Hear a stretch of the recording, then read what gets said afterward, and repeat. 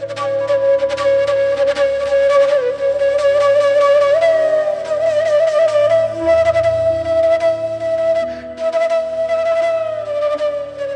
ശാന്തി. ധനം ജീവിതത്തിൽ എല്ലാത്തിനും എല്ലാവർക്കും അത്യാവശ്യമായിട്ടൊരു സാധനമാണ്. ആവശ്യത്തിന് ധനം ഉണ്ടെങ്കിൽ മാത്രമാണ് ഏത് കാര്യത്തിന് വേണ്ടിയും തുടങ്ങാനുള്ളതായിരിക്കുന്ന ഒരു ഉത്സാഹ ഉന്മേഷമൊക്കെ ഉണ്ടാവുള്ളൂ. ഞാനൊരു കഥ ഓർത്ത് പോവുകയാണ്. മുന്നേ ഒരു വീഡിയോയിൽ പറഞ്ഞിട്ടുണ്ട്. ഒരു ചൊല്ല് പോലെ പറയാറുണ്ട്, നിധിയുടെ മേലിരിക്കുന്ന എലിക്ക് മാത്രമേ ഉറിയിലേക്ക് ചാടാൻ പറ്റൂ എന്ന് പറയും. അതായത് ഒരു സന്യാസി തൻ്റെ ആശ്രമത്തിൽ ഭിക്ഷയയച്ച് കിട്ടുന്ന സാധനം, ധാന്യങ്ങളും മണികളും ഒക്കെ സൂക്ഷിക്കാൻ വേണ്ടി അദ്ദേഹം ഒരു പാത്രത്തിലിടതിന് അടച്ചു വെച്ചു. പിറ്റേ ദിവസം നോക്കുമ്പോൾ എലികൾ വന്ന് ആ പാത്രത്തിലുള്ളതായിട്ടുള്ള സാധനത്തിനെയൊക്കെ മറിച്ചിട്ട് എല്ലാം നശിപ്പിച്ചു. അപ്പോൾ പിറ്റേ ദിവസം സന്യാസി വിചാരിക്കുകയാണ്, ഇന്ന് എന്തായാലും താഴെ വെച്ച് കഴിഞ്ഞാൽ എലികൾ ഇതിനെയൊക്കെ തിന്നു തീർക്കും, അതുകൊണ്ട് മേലെ ഒരു ഉറി കെട്ടി തൂക്കിയിട്ടേക്കാം, എന്നാൽ പിന്നെ എലികൾ വന്നുള്ള ശല്യം ഉണ്ടാവില്ല എന്ന് വിചാരിക്കുകയാണ്. അങ്ങനെ മേലെ ഒരു ഉറി കെട്ടി തൻ്റെ ഭിക്ഷാടനത്തിലെ ധാന്യങ്ങളൊക്കെ സൂക്ഷിച്ചു വെച്ച ശേഷം ഈ സന്യാസി ഉറങ്ങാൻ കിടന്നു. രാത്രി അദ്ദേഹം നല്ല ഉറക്കമുള്ള സമയം നോക്കി എലികൾ വന്നു ഒറ്റ ചാട്ടത്തിന് ഉറിയിൽ കയറി. അങ്ങനെ ചാടി ഉറിയിൽ കയറി ധാന്യങ്ങളൊക്കെ തിന്ന ശേഷം തിരിച്ച് ചാടി പോവുകയാണ്. അപ്പോൾ അദ്ദേഹം ആകെ അത്ഭുതപ്പെട്ടു പോയി, ഉറിയിലേക്ക് ചാടി കയറാൻ പറ്റുന്ന എലിയോ? അദ്ദേഹം എന്ത് ചെയ്തു, ഒരു വടിയെടുത്തിട്ട് ഇങ്ങനെ ഈ ഉറിയോട് ചേർത്ത് ചാരി വയ്ക്കും. അപ്പോൾ എലികൾ വന്ന് കയറാൻ തുടങ്ങുമ്പോഴേക്ക് ഈ വടി ഇളകുമ്പോൾ പാത്രം തട്ടി ശബ്ദം ഉണ്ടാവും. അപ്പോൾ ഇദ്ദേഹം ഉറക്കത്തിനുണരും, എലികളെ ഓടിപ്പിക്കും. അങ്ങനെ സ്വസ്ഥമായിട്ട് ഉറങ്ങാനായിട്ട് ഈ സന്യാസിക്ക് പറ്റാത്ത ഒരവസ്ഥയായി പോയി. അങ്ങനെ ഒരു ദിവസം അദ്ദേഹത്തിൻ്റെ ഒരു കൂട്ടുകാരൻ അദ്ദേഹത്തിൻ്റെ ആശ്രമത്തിലേക്ക് വന്നു. അപ്പോൾ എന്തുകൊണ്ടാണ് ഇങ്ങനെ വടി വെച്ചുറങ്ങുന്നത് എന്ന് ചോദിക്കുകയാണ്. അപ്പോൾ പറയും, ഇവിടെയുള്ള എലികൾ അവർ വന്നു കഴിഞ്ഞാൽ ഉറിയിലേക്ക് ചാടിക്കേറി എല്ലാ ധാന്യം തിന്ന് തീർത്ത് പോവും, ഒരു രക്ഷയില്ല എന്ന് പറയാണ്. അപ്പോൾ കൂട്ടുകാരൻ സന്യാസി പറയും, ഉറിയുടെ മേലെ ചാടാൻ എനിക്ക് പറ്റണമെങ്കിൽ അത് താമസിക്കുന്നതൊരു നിധിയുടെ മേലെ ആയിരിക്കണം, അത് കണ്ടെടുത്ത് ഒഴിവാക്കി കഴിഞ്ഞാൽ ഈ എലിയുടെ ശക്തി പോകും. കഥയിൽ പറയുന്നത്, ഇവർ എലികളെ പിന്തുടർന്ന് പോയി കുത്തിത്തുറന്ന് നോക്കിയപ്പോൾ എലി മാളത്തിൻ്റെ അടിയിലായിട്ട് ഒരുപാട് നിധി ഉണ്ടായിരുന്നു എന്നാണ്. ഇത് കഥ. പക്ഷേ സത്യത്തിൽ അങ്ങനെ തന്നെയല്ലേ? ഒരു കാര്യം തുടങ്ങാൻ വേണ്ടി നമ്മൾ നോക്കുന്ന സമയത്ത് ആ തുടങ്ങാൻ ആവശ്യമുള്ളതായിരിക്കുന്ന ധനം നമ്മുടെ കയ്യിലുണ്ടെങ്കിൽ തന്നെത്താൻ നമുക്ക് തോന്നും, എനിക്ക് ചാടി ഉറി പിടിക്കാമെന്ന് തോന്നും. ശരി തന്നെയല്ലേ? അപ്പം അതുകൊണ്ട് ധനം ആവശ്യത്തിനുണ്ടാവേണ്ടത് അത്യാവശ്യമായിട്ടൊരു ഘടകമാണ്. എന്നാൽ സാധാരണയായിട്ട് നമ്മൾ കാണുന്നതോ, പ്രാർത്ഥിക്കുമ്പോൾ മനുഷ്യന്മാരുടെ മനസ്സിൽ നിന്ന് ഭഗവാനെ എനിക്ക് ആ പൈസ തരണേ തരണേ തരണേ, അത് നടത്തി തരണേ, ഇത് നടത്തി തരണേ, ഇങ്ങനെ തരണം തരണം എന്ന് നമ്മൾ യാചിക്കുന്ന സമയത്ത് അറിയാതെ സംഭവിക്കുന്നൊരു ഫാക്ടറുണ്ട്. എനിക്ക് തരണം തരണം എന്ന് നമ്മൾ യാചിക്കുമ്പോൾ എൻ്റെ ശ്രദ്ധ ഓട്ടോമാറ്റിക്കായിട്ട് എൻ്റെ സ്മൃതിയിൽ വരുന്നത് എൻ്റെ ഇല്ലായ്മയാണ്, അല്ലാതെ എൻ്റെ കയ്യിൽ ഇത്ര ഉണ്ട് എന്ന ഒരു ഫീലിംഗ് അല്ല. അതുകൊണ്ട് തന്നെയാണ് ഇല്ലാത്തവരുടെ കയ്യിൽ പൈസ ഇല്ലാതായിക്കൊണ്ടിരിക്കുന്നത് കാണാം, ഉള്ളവരുടെ കയ്യിൽ പൈസ വീണ്ടും വീണ്ടും വീണ്ടും വന്നു ചേരുന്നതും കാണാം. അപ്പം അതുകൊണ്ട് നമ്മുടെ കയ്യിലുള്ളതായിരിക്കുന്ന സാധനത്തിന് ഉണ്ട് എന്നതായിട്ടൊരു ഫീൽ എൻ്റെ ഉള്ളിൽ ക്രിയേറ്റ് ചെയ്യുമ്പോൾ മാത്രമാണ് ആ സാധനം വീണ്ടും വീണ്ടും എൻ്റെ ഉള്ളിലേക്ക് അട്രാക്റ്റ് ചെയ്ത് കൊണ്ടുവരാൻ എനിക്ക് സാധിക്കുള്ളൂ. അതുകൊണ്ട് ഇന്ന് ഞാൻ നിങ്ങൾക്ക് 3 കാര്യങ്ങൾ, അതായത് എൻ്റെ ലൈഫിലേക്ക് ധനം ആവശ്യത്തിന് വന്ന് ചേരണം എന്നുണ്ടെങ്കിൽ എൻ്റെ ഉള്ളിൽ ഉണ്ടായിരിക്കേണ്ടതായിരിക്കുന്ന 3 ഫാക്ടേഴ്സ് എന്തൊക്കെയാണ്, അതാണ് ഞാൻ പറഞ്ഞു തരുന്നത്. കാരണം ഈ പവർഫുള്ളായിരിക്കുന്നതായിട്ടുള്ള തോട്ട്സ്, അഥവാ ഈ 3 ടെക്നിക്ക് എന്നറിഞ്ഞതായിരിക്കുന്ന തോട്ട്സ്, ഇത് തന്നെയാണ് നമ്മുടെ ഉള്ളിനുള്ളിൽ എന്താണോ നമുക്ക് വേണ്ടത് അത് നമ്മളിലേക്ക് അട്രാക്റ്റ് ചെയ്യുന്നതായിരിക്കുന്ന കാര്യം. അതിൽ ഒന്നാമത്തെ ഫാക്ടറാണ് ഈ ധനം ഉപയോഗിക്കാനുള്ളതായിരിക്കുന്ന യോഗ്യത എനിക്കുണ്ട് എന്ന് സ്വയം മനസ്സിലാക്കുന്നത്. അതെന്തിൻ്റെ ആധാരത്തിൽ മനസ്സിലാക്കാം?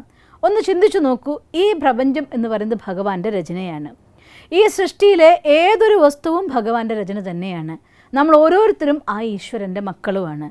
അച്ഛൻ്റെ സമ്പത്തിന് മക്കൾക്ക് അവകാശമുണ്ട്, അത് കുട്ടിയോട് പറയേണ്ട കാര്യം കൂടിയില്ല.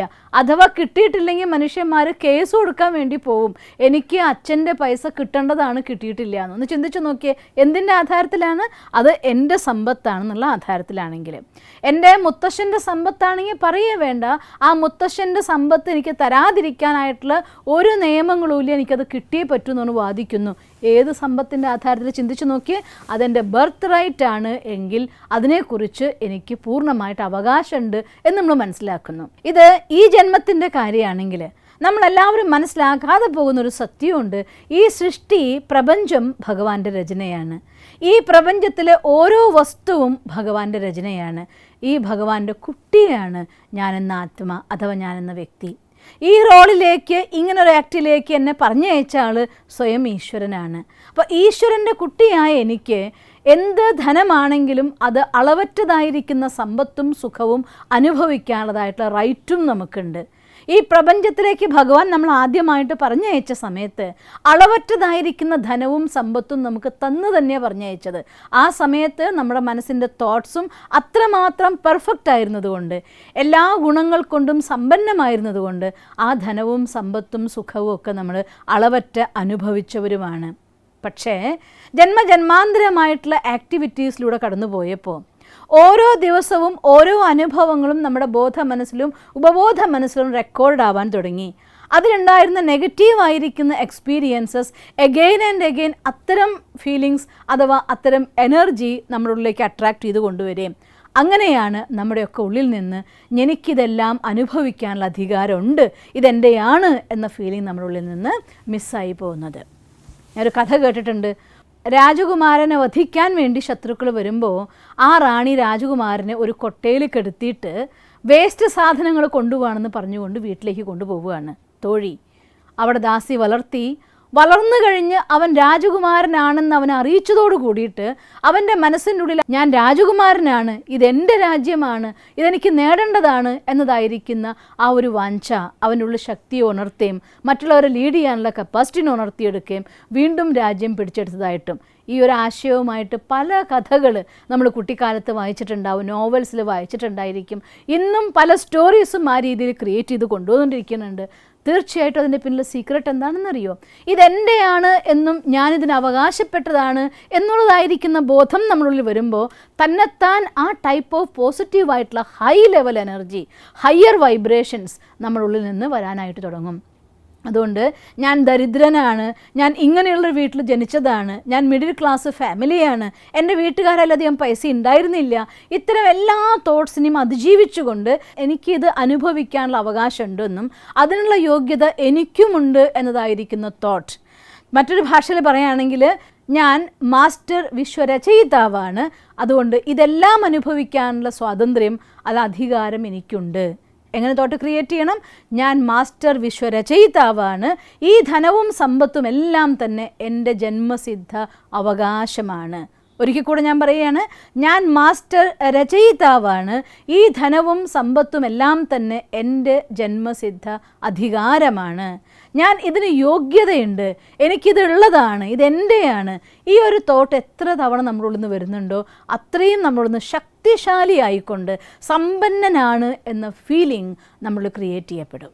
ഞാൻ സമ്പന്നനാണെന്നുള്ള തോട്ടും പോസിറ്റീവാണ്, പക്ഷെ അതിനേക്കാൾ പവർഫുള്ളാണ് ഞാൻ മാസ്റ്റർ രചയിതാവാണ്, അതുകൊണ്ട് ഇതെൻ്റെ ജന്മസിദ്ധ അധികാരമാണ് എന്നതായിരിക്കുന്ന ഫീലിംഗ്.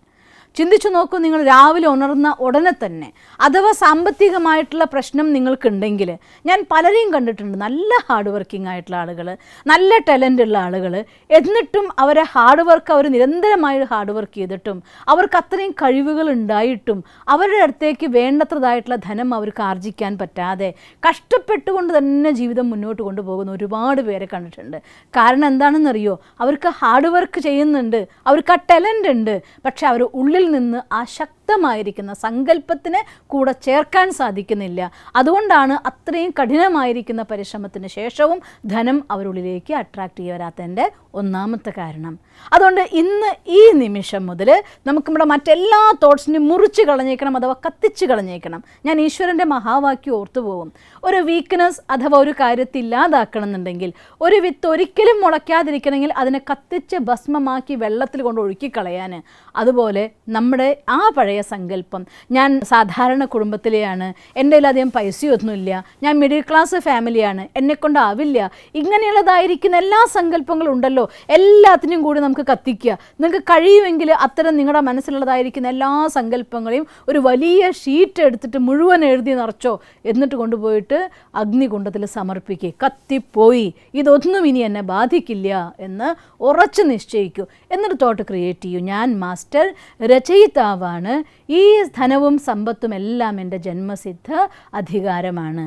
ഒരിക്കൽ കൂടെ പറയുകയാണ്, ഞാൻ മാസ്റ്റർ രചയിതാവാണ്, ഈ ധനവും സമ്പത്തും എല്ലാം തന്നെ എൻ്റെ ജന്മസിദ്ധ അധികാരമാണ് എന്ന് എത്ര തവണ സാധിക്കുമോ അത്ര തവണ ഓർമ്മിപ്പിക്കൂ അവനവനെ. നമ്മൾ ചില മന്ത്രങ്ങളുണ്ടല്ലോ, മന്ത്രം ജപിക്കുന്തോറും ശക്തി ഉള്ളിൽ കൂടി കൂടി കൂടി വരുന്നതായിട്ടുള്ള മന്ത്രം, ശക്തി മന്ത്രം, അല്ലെങ്കിൽ പല വിധത്തിലെ മന്ത്രങ്ങളുടെ പേര് പറയാറുണ്ട്. ഇത് നിങ്ങൾക്കുള്ള മന്ത്രം തന്നെയാണ്. ധനത്തെ നമ്മുടെ ഉള്ളിലേക്ക് അട്രാക്റ്റ് ചെയ്യാനുള്ളതായിരിക്കുന്ന മന്ത്രം തന്നെയാണ് ഞാൻ മാസ്റ്റർ രചയിതാവാണ്, ഈ ധനവും സമ്പത്തും എല്ലാം തന്നെ എൻ്റെ ജന്മസിദ്ധ അധികാരമാണ് എന്നത്. മറ്റൊരു കാര്യം, എൻ്റെ ഉള്ളിൽ ഞാൻ ആ ഒരു പറഞ്ഞ തോട്ട്, ഞാൻ മാസ്റ്റർ രചയിതാവാണ്, ഈ ധനവും സമ്പത്തുമെല്ലാം എൻ്റെ ജന്മസിദ്ധ അധികാരമാണ്, ഈ തോട്ട് പവർഫുള്ളായിട്ട് നിങ്ങളുടെ ഉള്ളിലുണ്ടെങ്കിൽ മറ്റൊരാൾക്ക് എത്ര തന്നെ ധനം കണ്ടാലും അവർ ഇന്ന വിധത്തിൽ പൊതുവേ ധനവാന്മാരുള്ളതായിരിക്കുന്ന ഫീലിംഗ് അത് നമ്മുടെ ഉള്ളിൽ മാറ്റം കൊണ്ടുവന്നേ പറ്റൂ. പലപ്പോഴും ഞാൻ കേൾക്കാറുണ്ട്, ഒരാൾ ധനം സമ്പാദിച്ചു കഴിഞ്ഞാൽ ധനം സമ്പാദിച്ചിട്ടുണ്ടെങ്കിൽ അതിലെന്തെങ്കിലും ഒരു കുറുക്ക് വഴി ഇല്ലാതിരിക്കില്ല. ആരെ തട്ടിച്ച് വെട്ടിച്ചെടുത്തിട്ടാണാവോ ഇങ്ങനെ പൈസക്കാരനായിരിക്കുന്നത്? പെട്ടെന്ന് പണക്കാരനായിട്ടുണ്ടെങ്കിൽ എന്തെങ്കിലും ഒരു കുറുക്ക് വഴി ഇല്ലാതെ ഒന്നും ആവില്ല. ഇത്തരത്തിൽ പൊതുവേ ധനവാന്മാരെ കുറിച്ചുള്ളതായിരിക്കുന്ന മനുഷ്യന്മാരുടെ തെറ്റായ ധാരണ, നമ്മുടെ ഉള്ളിൽ ആ ധാരണ ഉണ്ടെങ്കിൽ അങ്ങ് എടുത്ത് കളഞ്ഞേക്കൂ. കാരണം എന്തുകൊണ്ടാണെന്ന് വെച്ചാൽ ഒരു കാര്യം പ്രൂവാണ്, ഒരു പക്ഷേ അവരുടെ കയ്യിൽ എന്തെങ്കിലും വഴികൾ ഉണ്ടായിട്ടുണ്ടാവാം, തെറ്റായ വഴി ഉണ്ടായിക്കോട്ടെ.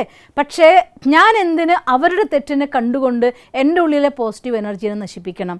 അവരുടെ ആ ഒരു ധനം കിട്ടിയതായിട്ടുള്ള അവസ്ഥയിൽ എവിടെയോ അറിയാതെ ഉള്ളിൻ്റെ ഉള്ളിലുള്ളതായിരിക്കുന്ന അസൂയയല്ലേ എന്നെക്കൊണ്ട് അവരങ്ങനെയാണ് ഇവരിങ്ങനെയാണെന്നൊക്കെ പറയിപ്പിക്കുന്നത്. അതുകൊണ്ട് അസൂയ എൻ്റെ ഉള്ളിലുണ്ടെങ്കിൽ അസൂയ ധനവാന്മാരോടല്ല, ധനവാൻ എന്നൊരു വ്യക്തി മാത്രമാണ്, അറിയാതെ വൈബ്രേഷൻ പോകുന്നത് ധനത്തിലേക്കാണ്. അതുകൊണ്ട് ധനവാന്മാരോട് ഉള്ളിൽ പുച്ഛമുണ്ടെങ്കിൽ, ധനവാന്മാരോട് മോശമായിരിക്കുന്ന വിചാരം നമ്മുടെ മനസ്സിലുണ്ടെങ്കിൽ, ധനവാന്മാരോട് മാത്രമല്ല ആ വിചാരം, ധനത്തിനോട് കൂടിയാണ് ആ വിചാരം. അതുകൊണ്ട് എൻ്റെ ഉള്ളിൽ ധനവാന്മാരോടതായിട്ടുള്ള മോശം വിചാരം ഉണ്ടെങ്കിൽ തീർച്ചയായിട്ടും ഉള്ളിൻ്റെ ഉള്ളിൽ എവിടെയോ ഉള്ളതായിരിക്കുന്ന കുഞ്ഞസൂയ, പറയുമ്പോൾ വിഷമിക്കരുത്, നമ്മളുള്ളിൽ അറിയാതെ ഉറങ്ങിക്കിടക്കുന്ന അസൂയയുടെ വേറൊരു ഭാവമാണ് ധനവാന്മാരോട് നമുക്കുള്ള പുച്ഛം. എന്തുകൊണ്ടോ അവർ നേടിക്കോട്ടെ, ഇപ്പോഴത്തെ അവരുടെ പ്രസൻറ്റ് കണ്ടീഷനിൽ അവർക്ക് യൂണിവേഴ്സ് അത് അലവ് ചെയ്തു കൊടുത്തുവെങ്കിൽ ആ സാധനം അവരുടെ കയ്യിൽ വരാനുള്ള ഒരു കാരണം ഉണ്ടായിരിക്കണമല്ലോ. അതുകൊണ്ട് ആരുടെ നന്മയിലും സന്തോഷിക്കാൻ പഠിക്കണം. ഒരാൾക്ക് എത്ര ധനം കിട്ടുമ്പോഴും ഇത്രയും ധനം അവർക്ക് കിട്ടി, ഐ എം റിയലി ഹാപ്പി എന്ന് പറയാൻ നിങ്ങൾക്ക് പറ്റണം. അതുകൊണ്ട് മറ്റുള്ള ഒരാൾ ഉയർച്ചയിൽ അസൂയ എന്നൊരു സാധനം ഉണ്ടെങ്കിൽ, അസൂയ എന്ന് പറയുന്നത് വലിയൊരു ദുർവികാരമാണ്, അതൊരു ക്യാൻസർ പോലെയാണ്. നമ്മുടെ ഉള്ളിലിരുന്ന് അത് തിരികെ നമ്മുടെ ഉള്ളിൽ ക്യാൻസർ അങ്ങനെയാണല്ലോ, ആദ്യം ഒരു കോശത്തിനെ ബാധിക്കും, അതിൽ നിന്ന് മറ്റു കോശങ്ങളിലേക്ക് ബാധിക്കും, അങ്ങനെ പതുക്കെ ശരീരത്തെ മുഴുവൻ കാർന്നു തിന്നും. അതുപോലെ അസൂയ എന്ന വികാരം ആദ്യം നമ്മുടെ ഉള്ളിൻ്റെ ഉള്ളിൽ രൂപത്തിലിരിക്കുന്നുണ്ട് എങ്കിൽ അത് പതുക്കെ സ്പ്രെഡായി നമ്മുടെ പേഴ്സണാലിറ്റീനെ മുഴുവൻ നെഗറ്റീവായി കൺവേർട്ട് ചെയ്ത് കളയും. അതുകൊണ്ട് ആ ക്യാൻസറിനെ എടുത്ത് കളഞ്ഞേ പറ്റൂ. അതുകൊണ്ട് മറ്റുള്ളവരുടെ സക്സസ്സിൽ, മറ്റുള്ളവർക്ക് ജീവിതത്തിൽ എന്തെങ്കിലും നേട്ടം വരുമ്പോൾ, മറ്റുള്ളവർക്ക് ഇഷ്ടം പോലെ ധനം വന്നു ചേരുമ്പോൾ ഒക്കെ അവരെ കാണുമ്പോൾ നമ്മൾ സന്തോഷിക്കുക വേണ്ടേ? ഒരാൾക്ക് നല്ലൊരു വീടുണ്ടാക്കാൻ പറ്റുമോ? സന്തോഷിക്കുക. ഒരാൾക്ക് ഇഷ്ടം പോലെ പൈസ വരുമാനം കിട്ടിയോ? സന്തോഷിക്കൂ. ഒരാൾക്ക് ലോട്ടറി അടിച്ചോ? ഹാപ്പിയസ്റ്റ് ആവൂ. അങ്ങനെ എന്ത് കാണുമ്പോഴും നമ്മൾ എന്തിനെയാണോ എന്നിലേക്ക് അട്രാക്റ്റ് ചെയ്യാൻ ആഗ്രഹിക്കുന്നത് അത് കാണുമ്പോൾ മുഴുവൻ നിങ്ങൾ കളവറ്റ സന്തോഷം വരുന്നുണ്ടെങ്കിൽ തീർച്ചയായിട്ടും ധനം നിങ്ങളുടെ ഉള്ളിലേക്ക് ആകർഷിച്ചു വരും. അഥവാ മറ്റൊരാളുടെ ഉയർച്ചയിൽ അസൂയ വരുന്നുണ്ടെങ്കിൽ, അവർക്ക് നിറച്ചു പൈസ കിട്ടുമ്പോൾ ഇത്രയൊക്കെ ഞാൻ പരിശ്രമിച്ചു എന്നിട്ട് അവർക്ക് കിട്ടി, എനിക്ക് കിട്ടിയില്ലല്ലോ എന്നാണ് വിഷമിക്കുന്നതെങ്കിൽ എനിക്ക് അസൂയയല്ല, എനിക്കിങ്ങനെ ആയിപ്പോയല്ലെന്നുള്ള വിഷമമാണ്. അതിൻ്റെ വേറൊരു പേരാണ് അസൂയ എന്ന്. അതുകൊണ്ട് മനസ്സിൻ്റെ ഉള്ളിൽ നിന്ന് അസൂയേനെ എടുത്തു കളഞ്ഞേക്കുക. മറ്റുള്ളവരുടെ ഓരോ കൊച്ചു നേട്ടത്തിലും വലിയ നേട്ടത്തിലും എല്ലാത്തിലും നിങ്ങൾക്ക് സന്തോഷിക്കാൻ സാധിക്കുമെങ്കിൽ പൈസ നിങ്ങളിലേക്ക് അട്രാക്റ്റ് ചെയ്തു വരും. അതുകൊണ്ട് പൈസ എന്നത് ശുദ്ധമായിട്ടൊരു ഊർജ്ജമാണ്. ആ ഊർജ്ജം നമ്മളിലേക്ക് അട്രാക്റ്റ് ചെയ്ത് വരണമെന്നുണ്ടെങ്കിൽ, നമ്മൾ കേട്ടിട്ടില്ലേ ദീപാവലി സമയത്ത് ലക്ഷ്മിയെ ആഹ്വാനം ചെയ്യാൻ വേണ്ടി ചെയ്യുന്നത് വീട് മുഴുവൻ വൈറ്റ് വാഷ് ചെയ്യും, പെയിൻറ്റ് ചെയ്യും, ക്ലീൻ ചെയ്യും, പുതിയ വസ്ത്രങ്ങളാക്കും, പുതിയ കണക്കാക്കും, ഒക്കെ പുതിയതാക്കും. എന്തുകൊണ്ടാണ് പോസിറ്റീവ് എനർജിയാണ് ലക്ഷ്മീനെ ആവാഹിക്കുക അഥവാ ധനത്തിനെ ആവാഹിക്കുക. പുറത്തുള്ള വീട് ശുദ്ധാക്കും പോലെ നമ്മുടെ വീടിൻ്റെ ഉള്ളിലെ എൻ്റെ ഉള്ളിലതായിരിക്കുന്ന അശുദ്ധീനെ കളഞ്ഞുകൊണ്ട് എല്ലാം പുതിയ പോസിറ്റീവ് തോട്ട്സ് ക്രിയേറ്റ് ചെയ്യാൻ എനിക്ക് സാധിച്ചാൽ പോസിറ്റീവായിരിക്കുന്ന ധനത്തിനെ എൻ്റെ ഉള്ളിലേക്ക് എനിക്ക് ആവാഹിക്കാനും സാധിക്കും. അതുകൊണ്ട് രണ്ടാമത് നമ്മൾ ശ്രദ്ധിക്കേണ്ട കാര്യം, എല്ലാവരുടെ നേട്ടത്തിലും എല്ലാ നേട്ടത്തിലും നമുക്ക് സന്തോഷിക്കാനായിട്ട് സാധിക്കുക എന്നുള്ളതാണ്. ഒന്നാമത്തെ, ഞാൻ മാസ്റ്റർ വിശ്വരചയിതാവാണ്, എല്ലാ ധനവും സമ്പത്തും എൻ്റെ ജന്മസിദ്ധ അധികാരമാണ്. രണ്ടാമത്തെ കാര്യം നമ്മൾ ശ്രദ്ധിക്കേണ്ടത്, എല്ലാവരുടെ സന്തോഷത്തിലും എനിക്ക് സന്തോഷിക്കാൻ സാധിക്കണം, എല്ലാവരുടെ നന്മയിലും എനിക്ക് ആ ആനന്ദവും സന്തോഷവും കണ്ടെത്താനായിട്ട് എനിക്ക് സാധിക്കണം എന്നുള്ളതാണ്. മൂന്നാമത്തെ പോയിന്റ്, എന്താണോ നമുക്കുള്ളത് അതിൽ സന്തോഷിക്കാൻ നമ്മൾ പഠിക്കണം. സാറ്റിസ്ഫാക്ഷൻ എന്നത് സാധനങ്ങളുടെ ആധാരത്തിൽ മാത്രം നമ്മൾ വന്നു ചേരുന്ന ഒന്നല്ല. എന്ത് ഉണ്ടോ അതിൽ നമ്മൾ സന്തോഷിക്കുമെങ്കിൽ മാത്രമാണ് എന്തില്ലാത്തതുണ്ടോ അത് നമ്മളിലേക്ക് വരുന്നത്. അതുകൊണ്ട് നമ്മുടെ കയ്യിൽ എന്തുണ്ടോ അതിന് നന്ദി പറയാൻ, നമ്മൾ ഈശ്വരനോട് നന്ദി പറയാൻ നമ്മൾ ബാധ്യസ്ഥരാണ്. എനിക്കുള്ളത് ഒരു കൊച്ചു വീടാണെങ്കിലും, ഒരു വലിയ വീട് ഡ്രീം ചെയ്യണ്ട എന്ന് ഞാൻ ഒരിക്കലും പറയില്ല. പക്ഷേ ആ ഒരു കൊച്ചു വീട് എനിക്കുണ്ടെങ്കിൽ എനിക്ക് ആ വലിയ വീടില്ലല്ലോ എന്നൊരിക്കലും വിചാരിക്കരുത്. അങ്ങനെ വിചാരിക്കുകയാണെങ്കിൽ സ്വാഭാവികമായിട്ട് ഉള്ള വീട് തന്നെ നമുക്ക് സംതൃപ്തി തരാത്ത ഒന്നായിട്ട് മാറുകയുള്ളൂ. അതുകൊണ്ട് എന്ത് വീട് എനിക്കുണ്ടോ ആ വീടിന് വേണ്ടി ഭഗവാനോട് നന്ദി പറയണം.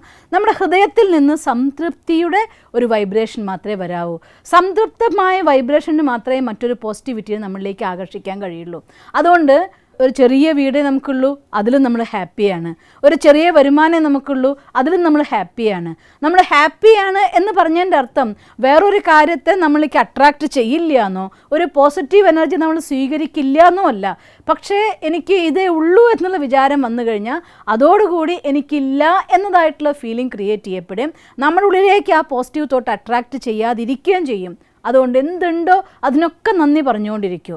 ഞാൻ എൻ്റെ അമ്മ പറഞ്ഞ ഒരു ചൊല്ല് ഓർത്ത് പോകും, തന്നതും തിന്നുകൊണ്ടിരിക്കുമ്പോൾ പിന്നെയും പടച്ചോൻ തന്നുകൊണ്ടിരിക്കുമെന്ന്. മുത്തശ്ശിമാരുടെ നാടൻ ചൊല്ലാണ്. പക്ഷെ അതിനുള്ളൊരു വലിയ സീക്രട്ട് ഉണ്ട്. എൻ്റെ കയ്യിൽ എന്തുണ്ടോ ആ ഉള്ളതിൽ ഞാൻ സാറ്റിസ്ഫൈഡ് ആണെങ്കിൽ ആ സംതൃപ്തി സ്വാഭാവികമായിട്ടും നിങ്ങളുള്ളിൽ നിന്ന് പോസിറ്റീവ് വൈബ്രേഷൻ ക്രിയേറ്റ് ചെയ്യും. ആ പോസിറ്റീവ് വൈബ്രേഷൻ നിങ്ങളിലേക്ക് പോസിറ്റീവായിട്ടുള്ള എനർജീനെ അട്രാക്റ്റ് ചെയ്യുകയും ചെയ്യും. അതുകൊണ്ട് ഈ 3 കാര്യം നമ്മുടെ ലൈഫിൽ നമ്മുടെ സംസ്കാരമാക്കി മാറ്റണം. ഒന്നാമത്തെ കാര്യം, ഞാൻ മാസ്റ്റർ വിശ്വരചയിതാവാണ്, ഈ ലോകത്തെ സമ്പത്തും സമൃദ്ധിയും എല്ലാം എൻ്റെ ജന്മസിദ്ധ അധികാരമാണ് എന്ന തോട്ട്. രണ്ടാമത്തെ, എല്ലാവരുടെയും സന്തോഷങ്ങൾ എൻ്റെ സന്തോഷങ്ങളാണ്, എല്ലാവർക്കൊപ്പം ഞാൻ സന്തോഷിക്കും എന്നതായിരിക്കുന്ന ഫീലിംഗ്. മൂന്നാമത്തെ, എനിക്കെന്തുണ്ടോ അതിൽ ഞാൻ സംതൃപ്തനാണ് എന്ന് പറയാറില്ലേ നമ്മൾ, ഉള്ളത് കൊണ്ട് ഓണം പോലെ. എന്തുണ്ടോ അതിൽ സംതൃപ്തമായൊരു ജീവിതം എല്ലാ ഹാപ്പിനെസ്സിനും നമ്മുടെ ലൈഫിലേക്ക് അട്രാക്റ്റ് ചെയ്യുകയും ചെയ്യും. അതുകൊണ്ട് ഈ 3 കാര്യങ്ങളിൽ നമ്മൾ ശ്രദ്ധിക്കണം, എങ്കിലേ ധനത്തിനെ നമ്മളിലേക്ക് അട്രാക്റ്റ് ചെയ്യാനായിട്ട് സാധിക്കുള്ളൂ. പിന്നെ നമ്മൾ ഡെയിലി റൂട്ടീനിൽ നമ്മൾ പറയുന്ന പോലെ അരമണിക്കൂർ മെഡിറ്റേഷൻ ചെയ്യുന്ന സമയത്ത് നിങ്ങൾ മണി ആകർഷിക്കണമെന്നില്ല. മെഡിറ്റേഷൻ എന്നത് നമ്മളെ ചാർജ് ചെയ്യാനുള്ള പ്രോസസ്സാണ്. ആ സമയത്ത് മറ്റെല്ലാത്തിൽ നിന്നും ഡിറ്റാച്ച്ഡ് ആയിക്കൊണ്ട് നമ്മൾ ആ ഒരു പോസിറ്റീവായിട്ട് എനർജിയെ നിറയ്ക്കുക, നമ്മുടെ മനസ്സിനെ കാമാക്കുക. എത്ര മനസ്സ് ശാന്താവുന്നുണ്ടോ, എത്ര ശക്തിയുടെ വൈബ്രേഷൻ സ്വീകരിക്കുന്നുണ്ടോ, എത്രത്തോളം നമ്മളുള്ള സ്നേഹത്തെ നമ്മൾ അനുഭവം ചെയ്യുന്നുണ്ടോ, അത്രയും മനസ്സിൽ ഫുൾഫിൽമെൻറ്റ് ഫീൽ ചെയ്തുകൊണ്ടിരിക്കും. മനസ്സിൽ നിന്ന് തന്നെത്താനൊരു ആന്തരിക സുഖം വരാൻ തുടങ്ങും. ആ ആന്തരികമായിരിക്കുന്ന സുഖം എന്തൊരു കാര്യത്തിനും നമ്മളിലേക്ക് അട്രാക്റ്റ് ചെയ്യുന്ന ഊർജ്ജമായിട്ട് മാറുകയും ചെയ്യും. അതുകൊണ്ട് പോസിറ്റീവ് എനർജിയുടെ ഒരു നിധിയായിട്ട് നിങ്ങൾ മാറണം. അപ്പോഴാണ് വളരെ വേഗം നമ്മളിലേക്ക് ധനം അട്രാക്റ്റ് ചെയ്യാനായിട്ട് സാധിക്കുക. ഇനി ധനം അട്രാക്റ്റ് ചെയ്യാനുള്ളതായിരിക്കുന്ന ഒരു കൊച്ചു ടെക്നിക്ക് അതുകൂടി ഞാൻ നിങ്ങൾക്ക് പറഞ്ഞു തരാം. ഇത് ആദ്യം നമ്മൾ ചെയ്യുന്ന സമയത്ത് 24 hours റിസൾട്ട് വരേണ്ടതാണ്. ശ്രമിക്കണം, നിങ്ങൾ എത്ര ഇൻവോൾവ് ആയിക്കൊണ്ട് നിങ്ങൾക്ക് ഈ കാര്യത്തിൽ ചെയ്യാൻ സാധിക്കുന്നുണ്ടോ അത്രയും വേഗം ധനം നിങ്ങളിലേക്ക് അട്രാക്റ്റ് ചെയ്ത് വരും. 24 മണിക്കൂറിനുള്ളിൽ തന്നെ. അത് പറയുമ്പോൾ ഞാൻ പറയുകയാണ്, ധനം അട്രാക്റ്റ് ചെയ്ത് വരുന്ന ചില അർത്ഥം സാലറി കിട്ടുന്നതിൻ്റെ തലേദിവസം ഈ ടെക്നിക്ക് ചെയ്തിട്ട് പിറ്റേ ദിവസം നിങ്ങൾക്ക് സാലറി കിട്ടിയാൽ ഓ ധനം വന്നല്ലോ എന്ന് പറഞ്ഞാൽ അർത്ഥമില്ല. കാരണം അത് എക്സ്പെക്റ്റഡ് ആണ്. ആ ധനം നിങ്ങൾക്ക് വരുന്നുള്ള കാര്യത്തിൽ നിശ്ചിതമാണ്.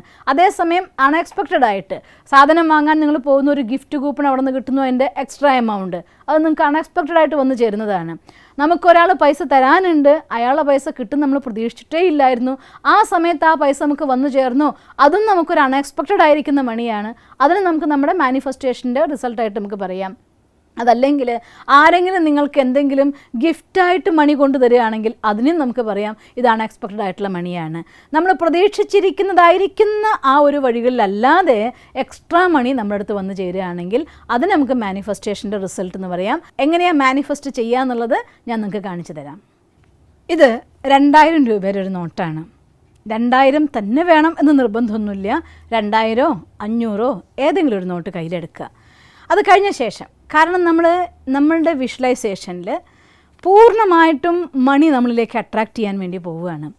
അതുകൊണ്ട് ആദ്യം തന്നെ ഈ മണി എടുക്കുക, ഈ നോട്ട് എടുക്കുക. ഈ നോട്ട് എടുത്തിട്ട് അത് നന്നായിട്ട് നോക്കുക. 1 മിനിറ്റ് സമയം കഴിയുമെങ്കിൽ ഈ വീഡിയോ ഒന്ന് പോസ് ചെയ്തിട്ട് നിങ്ങളും നിങ്ങളുടെ കയ്യിൽ ഒരു 2000 രൂപയുടെ നോട്ട് എടുത്തിട്ട് എൻ്റെ കൂടെ ചെയ്യുകയാണെങ്കിൽ കുറച്ചുകൂടെ നന്നായിരിക്കും. എന്നിട്ട് കുറച്ച് സമയം ഈ നോട്ടിലേക്ക് തന്നെ നോക്കിക്കൊണ്ട് അതിൽ കൊടുത്തായിട്ടുള്ള ചിത്രം, ഗാന്ധിജിയുടെ ചിത്രം, പിന്നെ കുറച്ച് ബബിൾസ് ഇട്ട് അതിനുള്ള ഡിസൈൻ കൊടുത്തിട്ടുണ്ട്. 2000 രൂപ എന്ന് ഹിന്ദിയിൽ എഴുതിയിട്ടുണ്ട്, റിസർവ് ബാങ്ക് എഴുതിയിട്ടുണ്ട്. അതുമേ ഭാഷകളിൽ ഞാൻ ഈ നോട്ടിലൂടെ 2000 രൂപ ഇവർക്ക് കൊടുക്കുമെന്ന് പ്രതിജ്ഞ ചെയ്യുന്നു എന്ന് എഴുതിയിട്ടുണ്ട്. അത് ഇംഗ്ലീഷിലും ഹിന്ദിയിലും എഴുതിയിട്ടുണ്ട്. പിന്നെ 5 CB എന്ന് പറഞ്ഞിട്ട് ഇവിടെ റിസർവ് ബാങ്കിനൊരു നമ്പർ കൊടുത്തിട്ടുണ്ട്. എംബ്ലം ഉണ്ട്, അതിൻ്റെ മുകളിലും താഴ്ത്തി എഴുതിയിട്ടുണ്ട്. ഇങ്ങനെ കുറച്ച് സമയം ഇതിൽ ഓരോ വാക്കിലൂടെയും നമ്മുടെ ശ്രദ്ധേനെ പൂർണ്ണമായി കൊടുത്തുകൊണ്ട് ഇങ്ങനെ നോക്കിക്കൊണ്ട് ഇതിലൂടെ ഇങ്ങനെ പാസ് ചെയ്യാം. നോട്ട് തിരിക്കുക. അത് കഴിഞ്ഞ ശേഷം അടുത്ത ഭാഗത്തും അത് പൂർണ്ണമായിട്ടുള്ള ശ്രദ്ധയോടെ അതിൽ കൊടുത്തതായിരിക്കുന്ന നമ്മുടെ ചിഹ്നങ്ങളെ, അതിൻ്റെ ശൂന്യാകാശ വാഹനങ്ങളെ കാണിച്ചിട്ടുണ്ട്. ബാക്കി സിംബൽസ് കാണിച്ചിട്ടുണ്ട്. താഴെ കുറച്ച് നക്ഷത്രങ്ങളുടെ മൃഗങ്ങളെ കാണിച്ചിട്ടുണ്ട്. ഭാരതീയ റിസർവ് ബാങ്കിന് ഗാന്ധിജിയുടെ കണ്ണാട, 2000 രൂപ എന്നുള്ളത്, പിന്നെ 15 ഭാഷയിൽ 2000 രൂപ എന്നുള്ളത് എഴുതിയിട്ടുണ്ട്. ഇവിടെ ഇംഗ്ലീഷിൽ ഹിന്ദിയിൽ ഒക്കെ 2000 രൂപയാണ് എഴുതിയിട്ടുള്ളത്. ഇത് നന്നായിട്ട് നോക്കി നിൽക്കുക.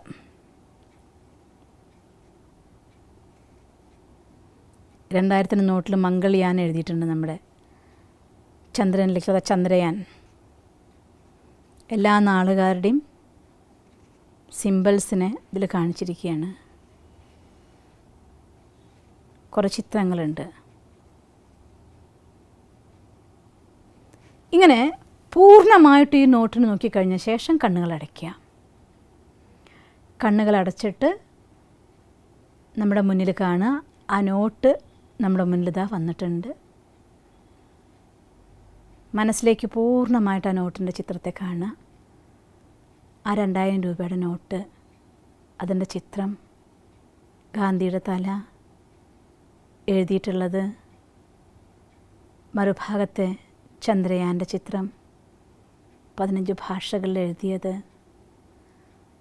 സത്യമേവ ജയത എഴുതിയതായിട്ടുള്ള എംബ്ലം. അങ്ങനെ ഈ നോട്ടിലെല്ലാ എഴുതിയ ഭാഗങ്ങളും വായിച്ചു. എല്ലാം കഴിഞ്ഞ ശേഷം കണ്ണുകളടയ്ക്കുക. ശരിക്കും നമുക്ക് കാണാം മുന്നിൽ ആ നോട്ട് അതേ രൂപത്തിൽ. എന്നിട്ട് പറയാം, I love money, money loves me back. I love money, money loves me. I love money, money loves me. ഇത് പറയുമ്പോൾ കണ്ടുകൊണ്ടിരിക്കുന്ന നോട്ടുകൾ ഇങ്ങനെ ഒഴുക്കി നിറയാണ് ഇവിടെ മുഴുവൻ. ഈ 2000 നോട്ടുകൾ കൊണ്ട് ഈ സ്ഥലം മുഴുവൻ നിറഞ്ഞു കഴിഞ്ഞു. നോട്ട് സൂക്ഷിച്ച എല്ലാ സ്ഥലങ്ങളിലും, സൂക്ഷിക്കുന്ന എല്ലാ സ്ഥലത്തിലും, ബുക്ക് ഷെൽഫിൽ പോലും നോട്ടുകെട്ടുകൾ നിറഞ്ഞു കഴിഞ്ഞു. I love money, money loves me. I love money, money loves me. I love money, money loves me. I love money, money loves me. മുഖത്ത് നല്ല പുഞ്ചിരി വേണം.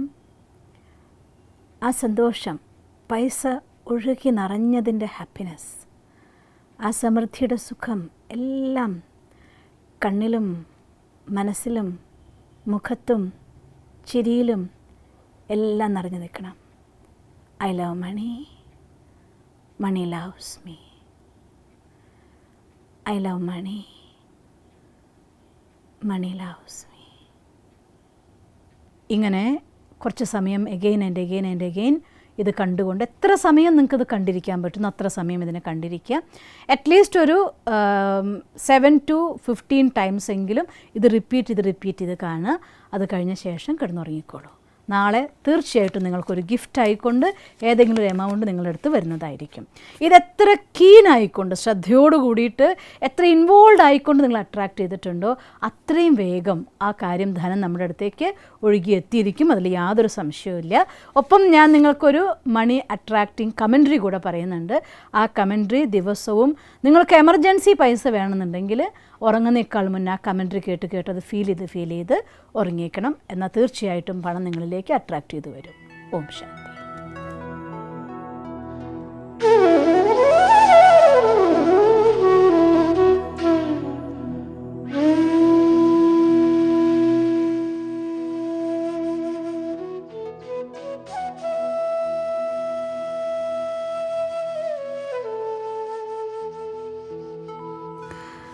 ഓം ശാന്തി. ഇന്ന് നിങ്ങളേറെ കാത്തിരുന്ന ഒരു മെഡിറ്റേഷൻ ടെക്നിക്കാണ് നമ്മൾ സ്വന്തമാക്കാൻ പോകുന്നത്. എല്ലാ കാര്യത്തിനും ധനം ആവശ്യമാണ് എന്നെനിക്കറിയാം. അതുകൊണ്ട് നിങ്ങളുടെ ധനത്തിൻ്റെ ആ ഒരു സ്റ്റേജ് അതെപ്പോഴും ഫിനാൻഷ്യലി സൗണ്ട് എന്ന് പറയുന്ന അവസ്ഥയാവണം എന്ന് തന്നെയാണ് എൻ്റെ തീവ്രമായ ഇച്ഛ. അതുകൊണ്ട് എൻ്റെ അനുഭവം ഞാൻ നിങ്ങളുടെ അടുത്ത് നേരത്തെ വീഡിയോയിൽ പറഞ്ഞിരുന്നു ഓർക്കുന്നു. എപ്പോഴൊക്കെ ആവശ്യം വരുന്നുണ്ടോ അപ്പോഴൊക്കെ എൻ്റെ എനർജിയെ ഒന്ന് ടേൺ ചെയ്യുമ്പോൾ എനിക്ക് ആവശ്യത്തിന് വേണ്ടതായിട്ടുള്ള പൈസ അതെത്ര തന്നെയാണെങ്കിലും എൻ്റെ അടുത്തേക്ക് ഒഴുകി വരാറുണ്ട്. അതുകൊണ്ട് ഒരുപാട് പൈസ കൊണ്ട് അതിൻ്റെ മേലെ പൈസ എണ്ണി സന്തോഷിക്കണം എന്ന് ഞാൻ ആഗ്രഹിക്കാറില്ല. ബിക്കോസ് അതും നമ്മുടെ ഉള്ളിലൊരു ബ്ലോക്കായിട്ട് മാറും. കാരണം അത് നമ്മൾ അട്രാക്റ്റഡ് ആവും, അഡിക്റ്റഡ് ആവും. അതുകൊണ്ട് ഒരു കാര്യം, ധനത്തെ നമ്മൾ ആഗ്രഹിക്കുമ്പോൾ, ധനത്തെ ആകർഷിക്കുമ്പോൾ എത്ര അതിൽ നിന്ന് ഡിറ്റാച്ച്ഡ് ആയിക്കൊണ്ട് നിങ്ങളതിനെ അട്രാക്റ്റ് ചെയ്യുന്നുണ്ടോ അത്രയും വേഗം അത് നമ്മുടെ അടുത്തേക്ക് വരും. ആ കാര്യം ഒരിക്കലും മറക്കരുത്. എന്നാലും ഇന്ന് ആവശ്യത്തിന് ധനം നിർബന്ധമായിട്ട് നമുക്ക് ഉണ്ടാവുകയും വേണം. അതുകൊണ്ടുള്ള മെത്തേഡാണ് ഞാൻ അത് പറഞ്ഞു തരുന്നത്. ഒരു കാര്യം, നമ്മൾ നേരത്തെ ചെയ്ത ടൂൾസിൽ അത് 2 cup മെത്തേഡ് അല്ലെങ്കിൽ 50/5 മെത്തേഡ് ഓർ 24 hours മാനിഫെസ്റ്റേഷൻ അഥവാ അൺഎക്സ്പെക്റ്റഡ് മണി അട്രാക്ഷൻ മെത്തേഡ്, ഇതേത് ഉപയോഗിക്കുമ്പോഴും നിങ്ങൾക്ക് ഈ മെത്തേഡ് ഉപയോഗിക്കാം. കാരണം മെഡിറ്റേഷനിലൂടെ മണി അട്രാക്റ്റ് ചെയ്യാനുള്ളതായിട്ടുള്ള ബെസ്റ്റ് മെത്തേഡ് എന്ന് പറയുന്നത് രാത്രി ഉറങ്ങുന്ന സമയത്താണ്. അതുകൊണ്ട് മണി അട്രാക്റ്റ് ചെയ്യുന്ന ഈ മെഡിറ്റേഷൻ നിങ്ങൾക്ക് ഉണർന്നിരുന്ന് ഡീപ്പ് മെഡിറ്റേഷൻ സ്റ്റേജിലും നിങ്ങൾക്ക് ചെയ്യാം. അഥവാ ഉറങ്ങുന്ന സമയത്ത് തീർച്ചയായിട്ടും ഇതിനെ ഉപയോഗപ്പെടുത്തണം. നിങ്ങൾക്ക് ആവശ്യമുള്ള പൈസ നിങ്ങളിലേക്ക് അട്രാക്റ്റ് ചെയ്തെടുക്കണം. ഓക്കെ, നമ്മളിപ്പോൾ ആദ്യം നമുക്ക് മെഡിറ്റേഷനിലൂടെ ചെയ്യാം. അഥവാ നിങ്ങൾ കിടക്കുന്ന സമയത്ത് ഇത് ചെയ്യുന്ന സമയത്ത് ഒരു കാര്യം ശ്രദ്ധിക്കേണ്ടത്, നീണ്ടു നിവർന്ന് കിടക്കണം, മലർന്ന് കിടക്കണം. ചെരിഞ്ഞോ അല്ലെങ്കിൽ വേറെ വേറെ പോസുകളിലായിട്ട് ഉറങ്ങരുത്. നിൽക്കുന്ന പോലെ കിടക്കുക എന്ന് നമ്മൾ പറയാറില്ലേ, അതേപോലെ മലർന്ന് കിടന്ന് ശ്വാസഗതിയിൽ ശ്രദ്ധിച്ച് 2-3 തവണയെങ്കിലും മിനിമം ദീർഘശ്വാസത്തെ വലിച്ചു വിട്ട ശേഷം നിങ്ങളുടെ ശ്രദ്ധയെ പുറം ലോകത്തിനെല്ലാം വിഡ്രോ ചെയ്ത്, നമ്മളിതുവരെ പഠിച്ച പോലെ എങ്ങനെയാണ് ഉറങ്ങേണ്ടത്, വിധി അത് പ്രകാരം വേണം ഉറങ്ങാൻ. കാരണം നമ്മുടെ ഓരോരോ കൊച്ചു കർമ്മങ്ങൾ പോലും അതിന് ബ്ലോക്കും ആവും.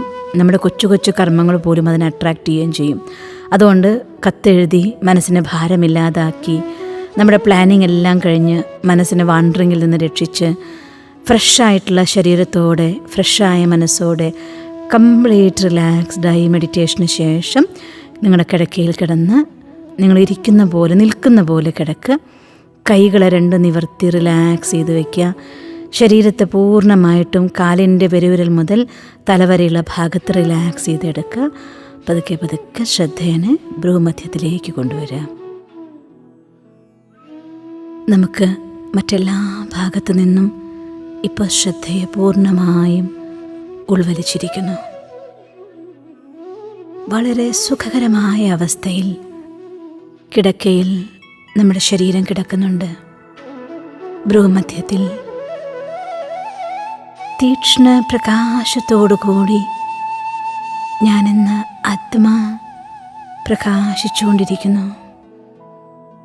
ഇന്നത്തെ കർമ്മങ്ങളെല്ലാം കഴിഞ്ഞ് ഞാൻ തികച്ചും ശാന്തമാണ്. ഞാൻ എൻ്റെ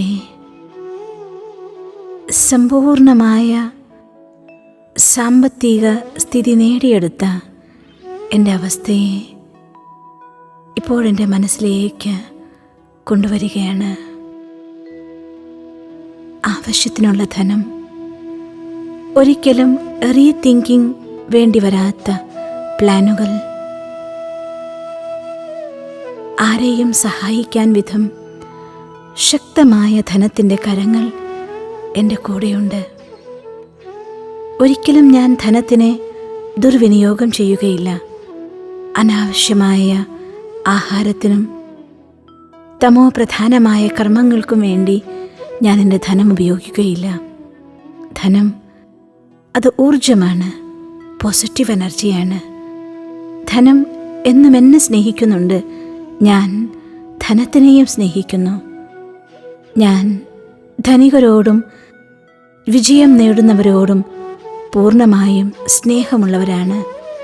ആരോടും എനിക്ക് യാതൊരു രീതിയിലുള്ള ഈർഷ്യയോ നെഗറ്റീവായ വൈബ്രേഷൻസോ ഇല്ല.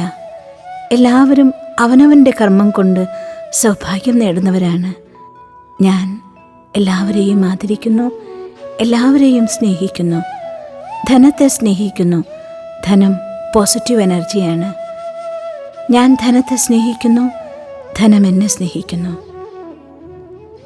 പതിയെ പതിയെ നാണയങ്ങൾ വീഴുന്ന ശബ്ദം കേൾക്കുന്ന അനുഭവം ചെയ്താലും ഈ പ്രപഞ്ചം മുത്തുരത്നങ്ങളും സ്വർണ്ണ നാണയങ്ങളും നോട്ടുകളുമെല്ലാം എനിക്ക് വേണ്ടത്ര മാത്രയിൽ ഉണ്ടാക്കിയിട്ടുണ്ട്.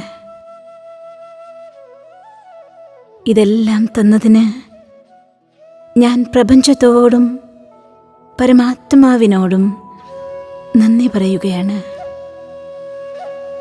ഇതിൻ്റെ എല്ലാം ഉറവിട സ്ഥാനത്ത് നിന്ന് ധനം എൻ്റെ സമീപത്തേക്ക് യാത്ര തിരിച്ചിരിക്കുന്നു. അത് വളരെ വേഗം ഒഴുകി എൻ്റെ കൈകളിൽ വന്നെത്തിച്ചേരുന്നു. ഞാൻ ധനത്തെ സ്നേഹിക്കുന്നു, ധനം എന്നെ സ്നേഹിക്കുന്നു. ഞാൻ ധനത്തിനെ ആദരിക്കുന്നു, ധനം എൻ്റെ ഗുണങ്ങളെ ആദരിക്കുന്നു. ഞാൻ ശ്രേഷ്ഠ കർമ്മങ്ങൾക്ക് വേണ്ടി ധനത്തെ ഉപയോഗിക്കുന്നു. ശ്രേഷ്ഠ കർമ്മങ്ങൾ എനിക്ക് സുഖം തരാൻ വേണ്ടി കാത്തിരിക്കുന്നു.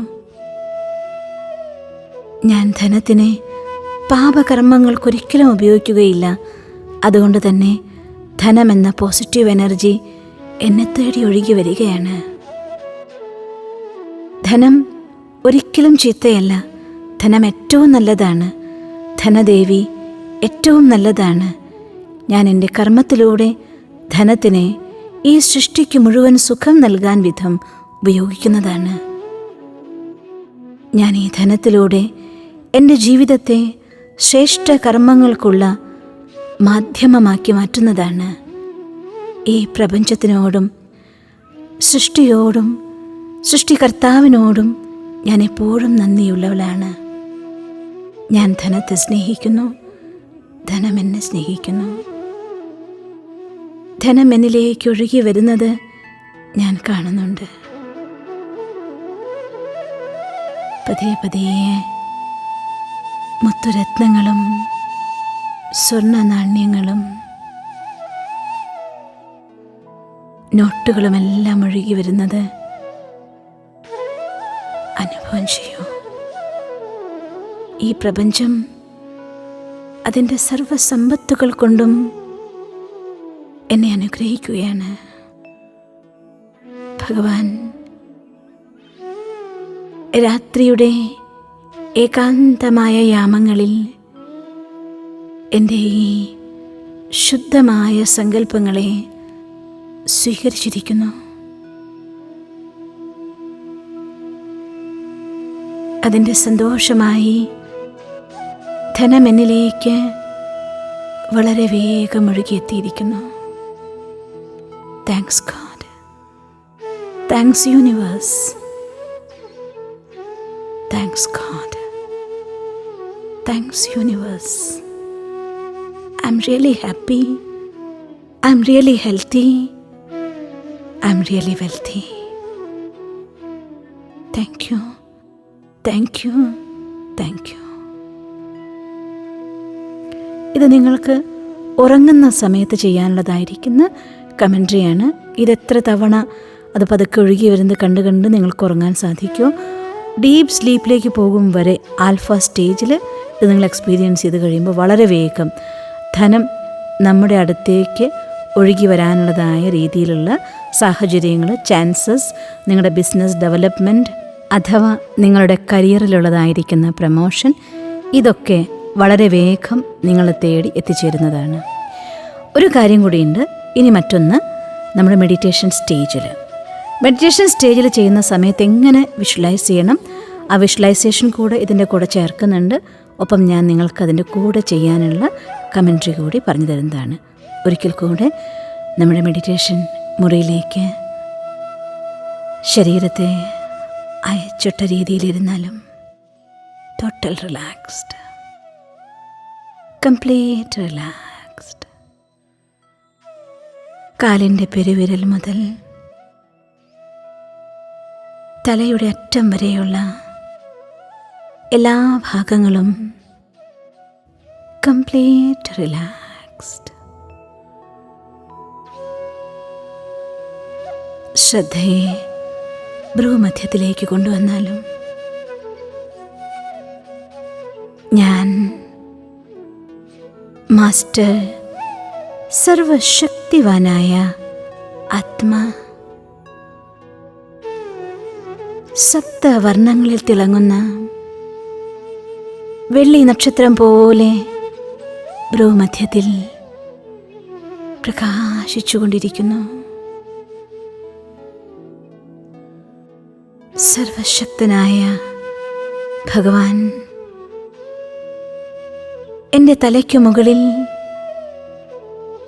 പരം ജ്യോതിയായി പ്രത്യക്ഷനായിരിക്കുന്നു.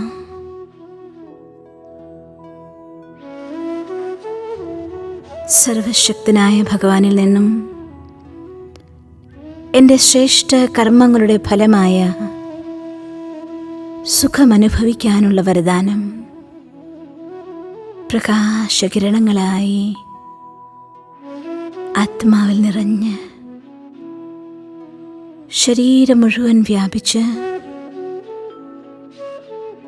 എനിക്ക് ചുറ്റുമായി വ്യാപിക്കുകയാണ്.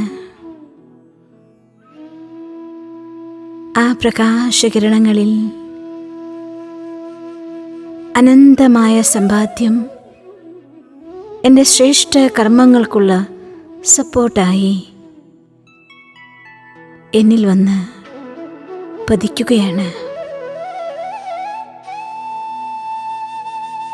ഈ ധനം ഞാൻ എൻ്റെ ശേഖരണ സ്ഥാനങ്ങളിലെല്ലാം, എൻ്റെ അലമാരി, എൻ്റെ ധനം സൂക്ഷിക്കുന്ന സ്ഥാനങ്ങൾ, എക്സ്ട്രാ ഒരുപാട് സ്ഥലങ്ങളിൽ എല്ലായിടത്തും ഞാൻ ധനത്തെ ആദരവോടെ എടുത്തു വച്ചിരിക്കുന്നു. ആ പ്രവാഹം നിരന്തരമായി എന്നിലേക്ക് ഒഴുകിയെത്തുകയാണ്.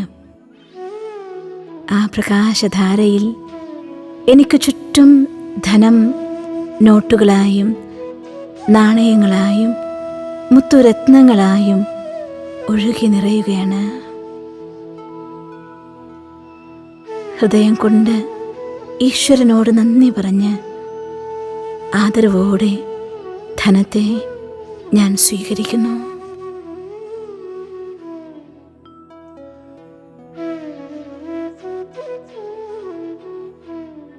ഓം ശാന്തി ശാന്തി ശാന്തി. ഒരു കാര്യം കൂടെ നമ്മൾ ശ്രദ്ധിക്കണം. നിങ്ങൾ എസ്പെഷ്യലി പ്രത്യേകിച്ച് ധനം എമർജൻസി വേണമെന്നുണ്ടെങ്കിൽ ഒരു കാര്യം കൂടി ഓർമ്മിക്കണം. കഴിയുമെങ്കിൽ ഒരു 108 തവണ ഇതിനെ ആവർത്തിക്കണം. My income is increasing constantly, അഥവാ എൻ്റെ വരുമാനം നിരന്തരമായി വർദ്ധിച്ചുകൊണ്ടേയിരിക്കുകയാണ്. അങ്ങനെ ഒരു 108 തവണ ഒരു ദിവസം പറയാനും മറക്കരുത്. ഈ പ്രാക്ടീസ് ചെയ്യുകയാണെങ്കിൽ നിങ്ങൾ കണ്ണടച്ച് തുറക്കുമ്പോൾ എന്ന് പറയും പോലെ, കൈഞ്ഞൊടിയടയ്ക്കുള്ളിൽ എന്നൊക്കെ പറയും പോലെ നമ്മുടെ പ്രശ്നങ്ങൾക്കുള്ള സൊല്യൂഷൻ വരും. ധനം നിങ്ങളിലേക്ക് അട്രാക്റ്റ് ചെയ്തെത്തും. നിങ്ങൾക്ക് ധനത്തിൻ്റെ യാതൊരു പ്രശ്നങ്ങളില്ലാത്തവരായി നിങ്ങൾ മാറട്ടെ എന്ന് ആശംസിക്കുന്നു. All the best. Thank you.